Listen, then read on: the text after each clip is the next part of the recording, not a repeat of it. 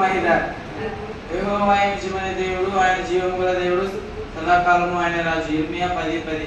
నీవు వెళ్ళి దేవుని రాజ్యం ప్రకటించమని వారితో చెప్పాను. లూకా 9:60. ఏదైనా పాపం వల్ల వచ్చి జీతము మరణము. రోమా 6:23. నాశనములకు పోవు దారి వెడల్పును, ఆ దారి విశాలమై ఉన్నది, ఆ దారిలో ప్రవేశించువారు అనేకులు. మత్తాయి 13.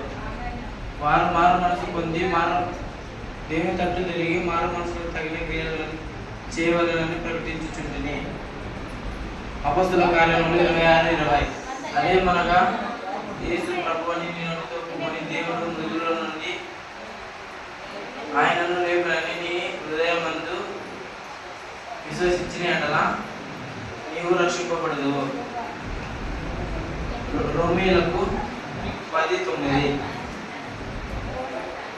మనము నూతన జీవము పొందిన వారము నడుచుకున్నట్లు మనము బాప్తిసములో పాలు పొందుటకై ఆయనతో కూడా పాతి పెట్టబడింది. రోమీయులకు 6:4.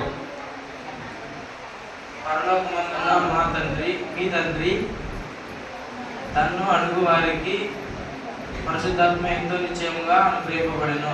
లూకా 13:13. అయితే ఆత్మఫలాలు ఏమనగా ప్రేమ, సంతోషం, సమాధానం, దీర్ఘశాంతం, దయాళుత్వం, మంచితనం, విశ్వాసం, సాత్వికం, ఆశ నిగ్రహం. గలతీయులకు 5:22. నీవు వెళ్ళి చోటికి నేను వచ్చేదను, నీవు నివసించే చోటునే నేను నివసించేదను, నీ జనమే నా జనము, నీ దేవుడే నా దేవుడు. రూతు 1:16.